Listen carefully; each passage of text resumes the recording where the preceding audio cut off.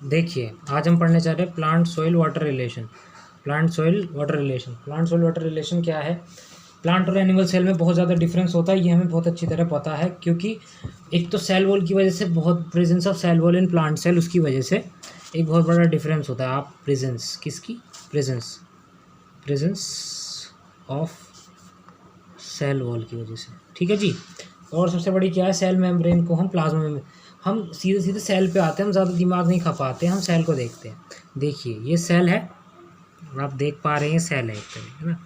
तो इसमें आप देख रहे हैं न्यूक्लियोलस है, माइटोकॉन्ड्रिया है, ये प्लाज्मा मेम्ब्रेन है इसकी, ठीक है। हम प्लाज्मा मेम्ब्रेन की बात कर रहे हैं, और ठीक है, तो ध्यान से देख लीजिए। तो अब हम आगे बढ़ते हैं, ठीक है। आपने एक बार सेल पे नज़र डाल लिया ना, प्लांट सेल वाटर रिलेशंस के बारे में पढ़ रहे हैं हम बायो में। तो सेल मेम्ब्रेन को हम प्लाज्मा मेम्ब्रेन भी कहते हैं, सेल मेम्ब्रेन को हम प्लाज्मा मेम्ब्रेन भी कहते हैं। क्या कहते हैं? प्लाज्मा। ज़्यादा राइटिंग पे मत जाइए, समझ गए? समझने की कोशिश की। प्लाज्मा मेम्ब्रेन भी कहते हैं। और ये क्या करती है? सेल को, मान लीजिए सेल है, सेल, ये मान लीजिए एक सेल है, तो ये सेल की इंटीरियर ऑफ द सेल और आउटसाइड इन्वायरमेंट, आउटसाइड इन्वायरमेंट ये है और इंटीरियर ये है। तो आउटसाइड इन्वायरमेंट को और इनर ये आउटसाइड को और इनर इंटीरियर को खुद से सेपरेट करके रखती है। कौन? सेल वॉल, चाहे प्लाज्मा मेम्ब्रेन, है ना। सेल वॉल, प्लाज्मा मेम्ब्रेन, ये सब होती है जो कि सेल्स में मिलती हैं। ये सेल्स के इंटीरियर मतलब सेल के अंदर को, अंदरूनी हिस्से को और बाहरी हिस्से को अलग अलग करती हैं। सेल मेम्ब्रेन क्या काम करती है? Cell membrane consist of lipid bilayer. ये सेल मेम्ब्रेन है, सेल मेम्ब्रेन है जो, इसमें दो लिपिड बाइलेयर हैं, मतलब दो लेयर हैं लिपिड्स की, ठीक है जी। उसके बाद ये सेमी परमिएबल भी है, सबसे बड़ी बात, सेमी परमिएबल मतलब चूज कर लेती है जी, समझ गए क्या भेजना क्या नहीं। Cell membrane regulate the transport of material entering and exiting.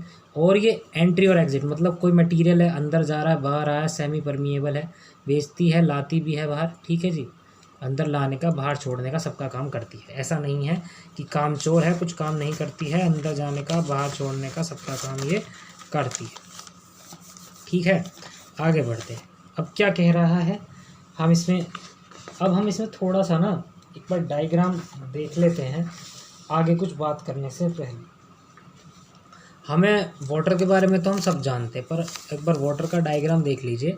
ये है वाटर का डायग्राम, देखिए, है ना। बॉन्ड किस तरह बन रहे हैं, वाटर मॉलिक्यूल है, दो वाटर के मॉलिक्यूल्स का डायग्राम है।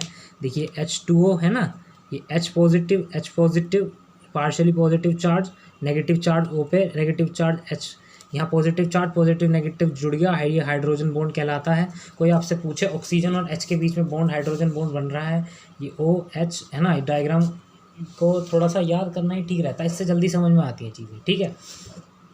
आगे बढ़ते हैं, डायग्राम हमने देख लिया है, और एक बार सेल वॉल वाला भी डायग्राम देख लेते हैं। ये सेल वॉल वाला डायग्राम है, देखिए ये सेल वॉल, ठीक है।